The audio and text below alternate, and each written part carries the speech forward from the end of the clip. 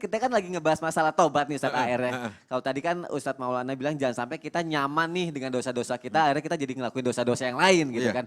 Nah pertanyaannya gini, kadang kalau kita sudah melakukan dosa, kita tobat, pasti ada rasa dong kita pengen tahu tobat kita ini udah diterima sama Allah apa enggak sih gitu kan. Nah ada tanda-tandanya gak sih tuh Ustadz? Masya Kan Allah. tanda-tandanya. Tanda-tandanya Kepo gitu. nih jamaah Oh, pada iya, kepo iya. nih yang ada Yang di rumah nih. juga nanya tuh tanda-tanda orang diterima tobatnya Nah, gimana? itu Ada dong, dia. ada dong. Ada. Apa? Yang pertama adalah bahwa haluhu ahsan min qabli. Keadaan dia yang pertama itu, ini yang pertama. Keadaannya harusnya lebih baik daripada sebelumnya. Keadaannya jadi lebih baik, Pasti. hidupnya. Pasti keadaan dia dalam hidup pastinya itu harus lebih baik.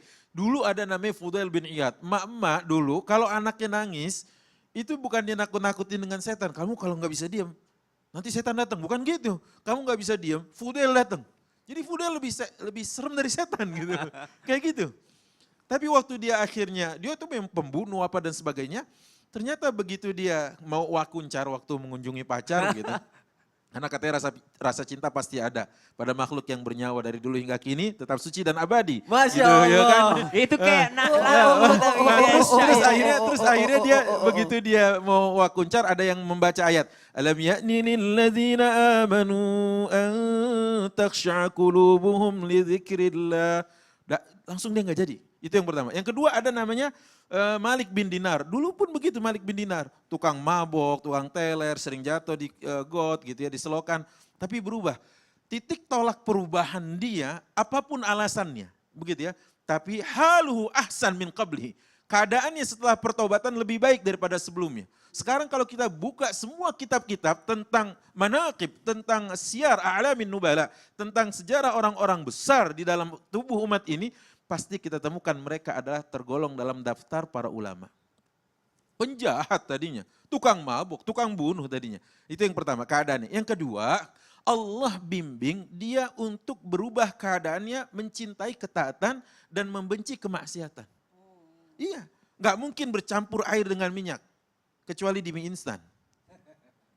Gitu ya, nggak mungkin. Karena apa? Karena kalau dia senang dengan maksiat, pasti di saat bersamaan dia tidak suka ya dengan ketaatan, gitu ya.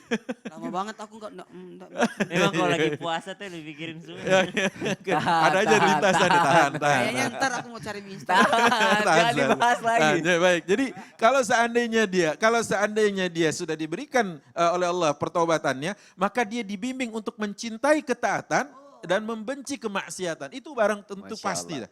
Dan yang ketiga, ista'malahu. Allah Subhanahu wa taala membungkusnya, membekapnya, mengcovernya dengan hal-hal yang disibukkan dengan ketaatan daripada kemaksiatan.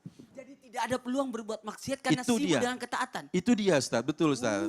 Jadi kalau yang kedua dia cinta kepada ketaatan, yang ketiga Allah menyibukkan dia. Sibukkan. Disibukkan dia dengan Cinta ketaatan. sibuk. Oh itu dia Ustaz. Dipalingkan, dicintai, dan disibukkan. Disibukkan. Paling Cinta. cinta, Sibuk. Tuh, 2, 3. paling dari dosa. Ya. Iya. Cinta, Ah, Sibuk. Disibukkan. Masya Allah. Berarti tanda-tandanya adalah ketika kehidupan kita jadi berubah lebih baik. Betul. Lalu kita dibimbing sama Allah. Betul. Dan Allah sudah menyibukkan kita dengan ketaatan. Itu adalah itu tanda-tandanya. tandanya.